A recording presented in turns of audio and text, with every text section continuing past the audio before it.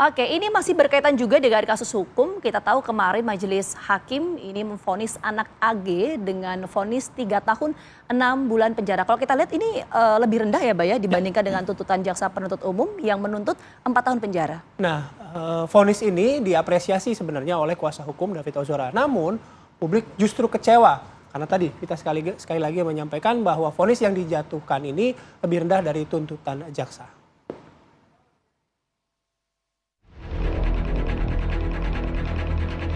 Perjuangan David Ozora untuk memperoleh keadilan kian benderang. Remaja yang dianiaya sadis oleh Mario Dendi serta Shane Lucas dengan begitu tak manusiawi ini masih berjuang untuk kesembuhannya. Penganiayaan yang dilakukan oleh Mario Dendi serta Shane Lucas ini dipicu oleh pengakuan AG, seorang remaja putri yang disebut pernah memiliki hubungan dekat dengan David. Namun AG justru memancing amarah Mario Dendi hingga melakukan penganiayaan berat kepada David Ozora. Atas perannya dalam penganiayaan David, AG kemudian diganjar dengan vonis hukuman 3 tahun 6 bulan penjara. Dan mengadili satu, menyatakan anak Agnes Gracia Haryanto terbukti secara sah dan meyakinkan bersalah melakukan tindak pidana turut serta melakukan penganiayaan berat dengan rencana terlebih dahulu sebagaimana dalam dakwaan pertama primer. 2. Menjatuhkan pidana terhadap anak oleh karena itu dengan pidana penjara selama 3 tahun dan 6 bulan di LPKA. 3. Menetapkan masa penahanan yang telah dijalani anak dikurang hasilnya dari pidana yang dijatuhkan. 4. Menetapkan agar anak tetap berada dalam tahanan, menetapkan barang bukti, 1 unit handphone dan seterusnya. Vonis Hakim Tunggal Pengadilan Negeri Jakarta Selatan ini lebih ringan dibanding tuntutan 4 tahun penjara dari jaksa penuntut umum. Lantas bagaimana keluarga David menanggapi vonis ini? Apakah sudah mencerminkan keadilan atas kondisi yang dialami David? Dan akankah vonis AG ini kelak akan mempengaruhi vonis Mario Dendi dan Shane Lucas? Dari Jakarta, tim TV One mengabarkan.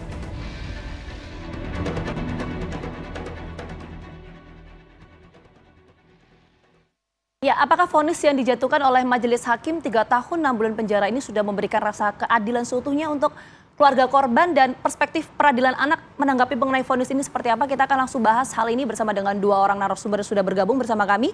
Saya akan sapa terlebih dahulu ada kuasa hukum David Ozora, Mbak Melisa Anggraini. Selamat pagi Mbak Melisa. Selamat pagi Mbak semuanya.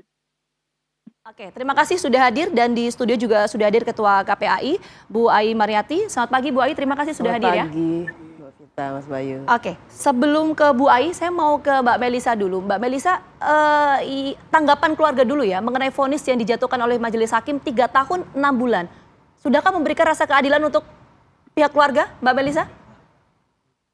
Iya, dari putusan yang disampaikan Hakim Tunggal ini tentu kami melihat dari berbagai pertimbangan seluruh unsur-unsur pasal penganiayaan berat terencana yang dilakukan dengan oleh pelaku anak ini sudah terpenuhi secara sempurna. Makanya kemarin kami sampaikan apresiasi dan menghargai apa yang diputuskan oleh Hakim Tunggal ini. Namun kalau dilihat dari sisi keadilan bagi anak korban, tentu hukuman ini ringan ya, apalagi masih berada di bawah tuntutan jaksa penuntut umum. Nah, kalau dilihat dari penerapan pasal di pasal 81 Undang-Undang Sistem Peradilan Anak, sudah ada batasan setengah atas ancaman maksimal orang dewasa. Nah, sehingga kami melihat masih ada upaya hukum yang kemudian kami dorong kepada jaksa penuntut umum untuk dilakukan banding. Karena dampak yang dialami oleh anak korban ini kan sangat-sangat berat ya, sampai hari ini sudah 51 hari belum beranjak dari ruang perawatan di rumah sakit. Begitu, Mbak. Oke. Kalau misalnya Mbak Melisa tadi menyampaikan ada upaya hukum yang mendorong ya ke pihak jaksa gitu, ekspektasi mungkin dari kuasa hukum, dari Mbak Melisa dan juga keluarga ini bagaimana sebenarnya hukuman terhadap AG ini? Ya, kami mengerti karena ini pelaku anak. Banyak sekali sekat-sekat yang membatasi aparat penegak hukum untuk memberikan hukum maksimal. Namun kalau dilihat kan dalam Undang-Undang Sistem Peradilan Anak ada kategori dan ada rumusan-rumusan anak seperti apa yang bisa diberikan pemidanaan, sehingga kami melihat dengan adanya putusan yang berkurang dari tuntutan ini kan diskon lagi setelah tadi setengahnya sudah diambil berdasarkan Undang-Undang Sistem Peradilan Anak. Kami berharap ke depannya nanti bila memang dilakukan upaya banding bisa mengembalikan, tidak lagi ada potongan. Setidak-tidaknya dalam pelaku anak yang kami melihat efek dan dampaknya besar terhadap korban, ini tidak juga diringankan berlebihan seperti itu, Mas. Oke, Mbak Melisa, sebelum saya ke Bu Ai ya, singkat saja, berarti yang keluarga inginkan, kok tadi Anda mengatakan bahwa ada soal potongan hukuman dan lain sebagainya, artinya keinginan keluarga bahwa korban ini atau pelaku dalam hal ini tersangka anak AG ini dihukum sesuai dengan tuntutan JPU, yaitu 4 tahun penjara. Betul demikian, Mbak Melisa? Justru sebenarnya ekspektasi kami adalah di 6 tahun, ya, di atas dari tuntutan dari penuntut umum. Namun yang kontradiktif yang kami lihat adalah seluruh pertimbangan kan sudah terbukti. Artinya anak ini secara sempurna sudah melakukan perbuatan ikut serta terkait penganiayaan berat terencana terhadap David Ozora. Namun dalam hal-hal itu kan hakim sampaikan tidak ada hal pembenar dan pemaaf. Satu-satunya adalah terkait usia. Nah, ini yang menjadi pertanyaan, mengapa ketika sudah terpenuhi secara sempurna masih diberikan lagi keringanan terkait usia, sementara dia sudah diberikan keringanan dalam Undang-Undang Sistem Peradilan Anak yang setengah tadi itu, Mbak. Seperti itu. Oke, kalau gitu saya mau ke Bu Ai langsung. Tadi perspektif dari pihak keluarga, ya ini hukumannya masih terlalu ringan. Itu perspektif dari keluarga ya Bu ya, karena tuntutan JPU kan 4 tahun. Sehingga keluarga menginginkan ya kalau bisa jaksa ini banding aja gitu. Jadi sesuai dengan ekspektasi tadi 5 tahun penjara. Kalau perspektif peradilan anak melihat seperti ini gimana? Ya sebetulnya kalau konteksnya dari pihak kuasa hukum ya dalam hal ini korban itu memang sah-sah saja ya, karena memang situasinya sampai saat ini masyarakat juga melihat situasi korban hari ini betul-betul membuat kita semua betul-betul merasa ini belum berkunjung baik ya, berarti kan sangat berat hitungannya. Nah dalam hal ini tentu saya sebetulnya mengapresiasi karena kita berada dalam koridor yang sangat konstruktif secara hukum. Itu artinya baik pihak dari yang korban maupun dari pelaku ya atau anak berkonflik dalam hukum itu bergerak dalam ranah yang saling menghormati pada koridor sistem peradilan pidana anak ini. Sehingga kalau saya melihat pada sistem bagaimana situasi korban hari ini, benar ini sangat memberatkan karena situasinya kita masih prihatin gitu ya. Di satu sisi sistem peradilan pidana anak ini menjadi basis atas perjalanannya hukum hari ini. Kita melihat bahwa misalnya aspek-aspek apakah untuk mengejar aspek penjeraan kalau terhadap anak gitu ya. Di dalam sistem peradilan pidana anak kan jelas sekali bahwa adanya hukuman kepada anak ini bersifat korektif atas perilaku anak. Ini yang kemudian ditempatkan setengah dari hukuman maksimal dan kemudian jika bukan pelaku utama dia ditempatkan dalam 2/3 hukuman dari tuntutan tersebut. Itu artinya kalau kita matematis ini ya hitungan secara sederhana dari 12 tahun tuntutan maksimal tersebut kalau misalnya dibagi 2/3-nya itu jatuhnya ke 4 gitu. Nah apakah juga melihat tadi fakta-fakta lain yang disampaikan oleh tim kuasa hukum, ya itu juga sah-sah saja menurut saya. Tetapi yang harus kita lihat memang sistem peradilan pidana inilah yang sedang berjalan hari ini secara proporsional, secara konstruktif. Saya mengapresiasi tim kuasa hukum dari David juga sangat memahami gitu ya pada kerangka apa kita bergerak hari ini. Sehingga menurut saya ya ini yang memang harus kita munculkan korektif terhadap perbuatan anak berkonflik hukum memang bukan serta-merta sebuah optimalisasi ya atas hukum itu sendiri, melainkan tadi ruang lingkupnya adalah koreksi perbuatan dan kemudian apa yang ditempatkan hari ini anak misalnya di lembaga pemasyarakatan atau di lembaga perlindungan atau di LPKA, lembaga pembinaan khusus anak itu memang untuk rehabilitasi dan kemudian pembinaan. Oke, sebelum sampai ke sana ya Bu ya, kita hitungan matematis dulu soal vonis ini. Berarti artinya kalau perspektif Bu Ai untuk hukuman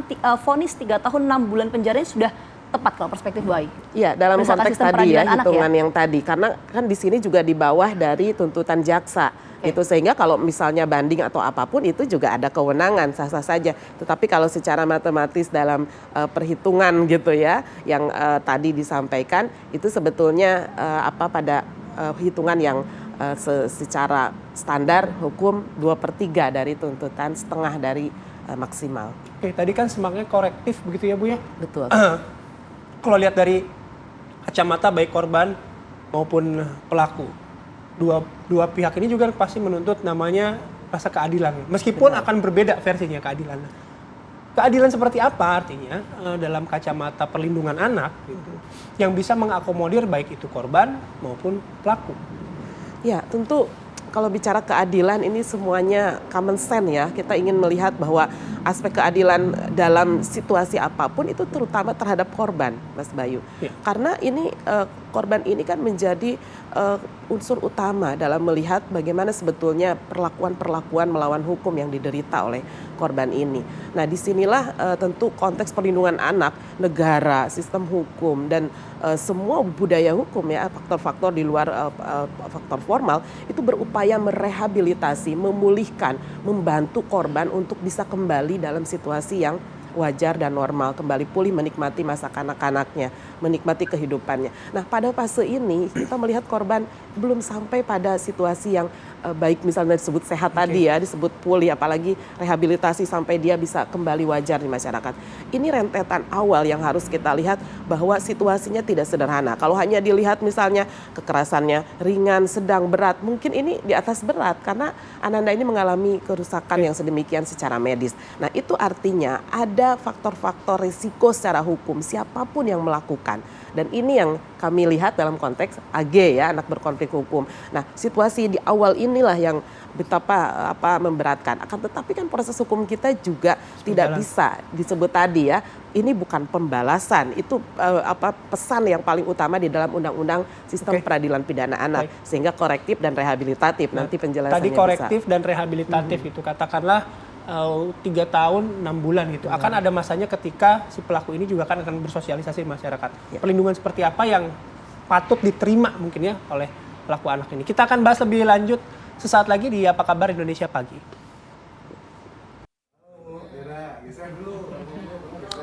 Anda kembali di Apa Kabar Indonesia Pagi. Sebelum kami lanjutkan perbincangan, kami hadirkan terlebih dahulu mengenai kondisi David Ozora, korban penganiayaan Mario Dandi ini sudah semakin membaik.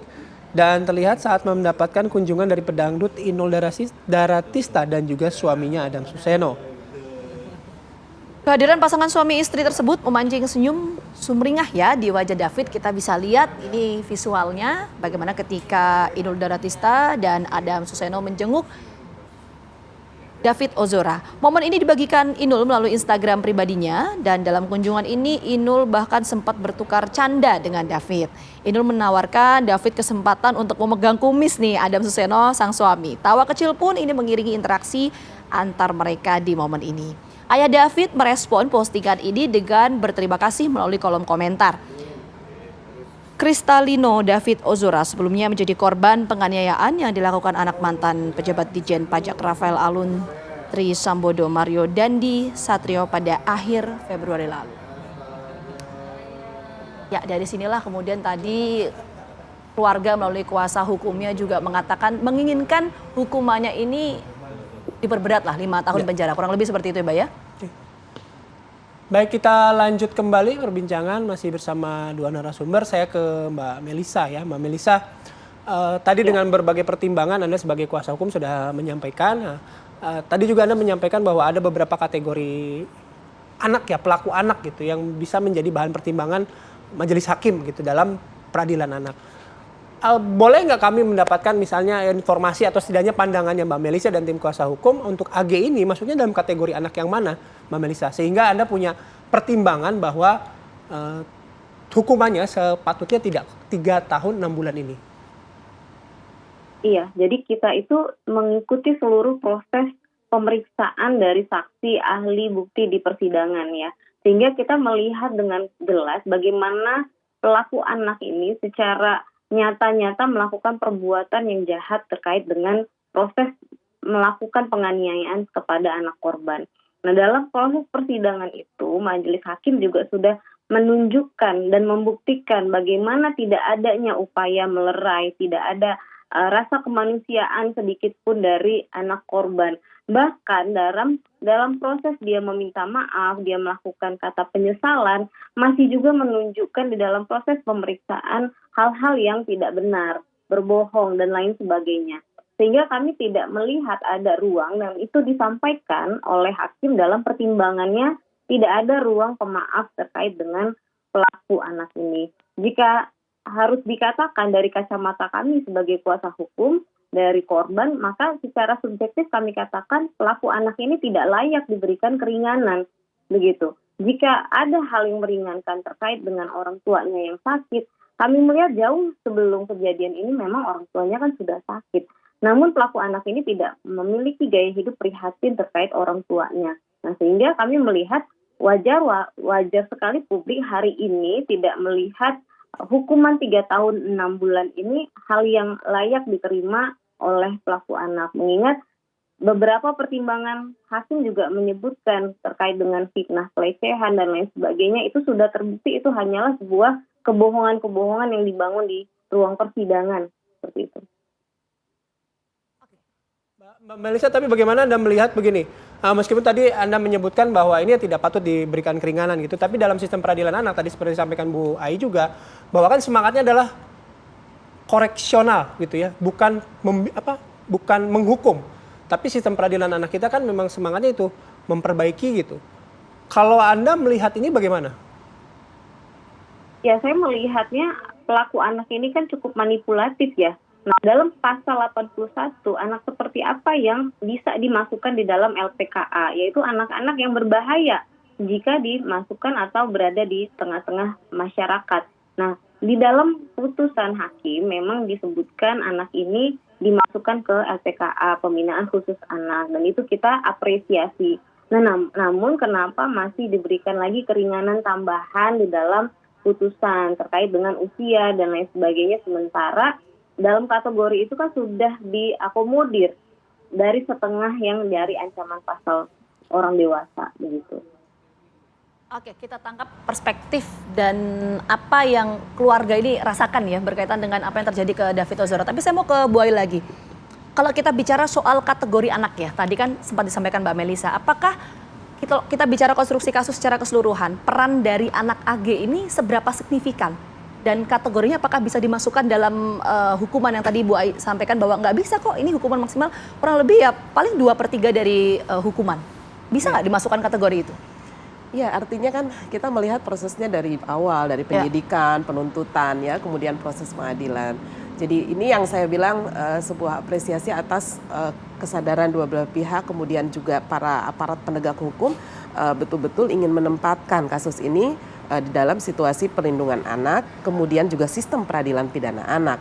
Kalau kita melihat mengapa ada anak dari saksi kemudian berkonflik, ini kan jelas ada konstruksi hukum di sini. Kemudian mengapa misalnya tetap diversi juga diupayakan, tetapi kan betul-betul kita harus melihat juga siapa yang menjadi klausul utama, kesediaan korban ataukah tidak bersedia. Dan kemudian dilanjutkan pada proses persidangan yang tertutup gitu ya, yang kemudian sesuai dengan prosedur dan mekanisme yang ditetapkan perlindungan anak. Nah, dalam konteks putusan, perannya AG ini, anak AG? Iya, ini kan terlihat dari mulai dia sebagai saksi menjadi pelaku misalnya. Ini kan juga ada proses yang sudah dilihat jelas melawan hukum gitu ya. Dan saya setuju publik juga melihat ada unsur-unsur yang terpenuhi. Nah, sehingga ketika kita bicara bagaimana selanjutnya putusan yang memang pas untuk dikenakan, nah ini juga yang memang harus kita lihat dalam klausul hukumnya gitu, bahwa 2/3 dari tuntutan maksimal. Nah, ini ya kalau saya juga melihatnya kan sebagai sebuah hitung-hitungan. Kembali lagi ada fakta-fakta yang memang memberatkan, ini yang harus kita hormati gitu. Dan kemudian apakah juga ini bertabrakan dengan sistem peradilan pidana anak? Sekali lagi siapapun dia sebagai orang Indonesia itu tidak ada yang kebal hukum. Kita semua mendorong justru terang benderang, kita semua mendorong untuk mari dilaksanakan secara objektif, transparan dan secara bertanggung jawab. Nah, konteks anak inilah yang kemudian betapa ada ruang-ruang yang harus kita lihat secara objektif pula gitu. Sehingga kembali lagi tim kuasa hukum melihat masih ada upaya, itu menjadi kewenangan sah-sah saja. Tetapi konteks perlindungan anak, saya di sini berupaya menyampaikan ada ruang koreksi tadi, rehabilitasi tadi, dan betul penempatan di LPKA yang tadi disampaikan Mbak Melisa, itu betul-betul juga menempatkan anak sebagai seseorang yang harus memiliki pembinaan atas kepribadian yang dia lakukan. Ya, kita tangkap poinnya, tapi mungkin singkat saja, sedikit saja, karena waktu kita juga terbatas, Bu Ai. Ini kan pihak keluarga menginginkan bahwa kita memahami sekali lagi apa yang dirasakan keluarga ya. Tapi pihak keluarga ini menginginkan kalau bisa ya banding aja jaksa penuntut umum supaya nanti hukumannya bisa diperberat. Itu kalau perspektif peradilan anak bisa nggak peluang itu terbuka bahwa hasil vonis ini nantinya ketika banding akan lebih berat dari vonis hakim? Ya tentu kalau di dalam konteks APH itu memang sesuatu yang akan seperti itu kalau banding ya dilakukan kembali oleh jaksa. Tetapi kalau saya melihat tadi bunyi dari SPPA seperti itu, ya itulah yang harus kita menjadikan landasan untuk berkesadaran di dalam konteks secara formal gitu ya. Tapi kan upaya ini kita tidak bisa batasi. Kecil kemungkinan kurang lebih gitulah ya. Ya kalau saya melihat ada ruang yang memang secara formal disebutkan seperti itu, tapi kecil atau besar ya ini akan kembali kepada proses yang berjalan. Oke, baik. Terima kasih ya Bu Ai atas waktunya. Baik, Mbak Melisa juga terima kasih atas waktunya sudah berbagi informasi bersama kami pagi hari ini. Selamat beraktivitas kembali. Selamat pagi. Assalamualaikum warahmatullahi wabarakatuh.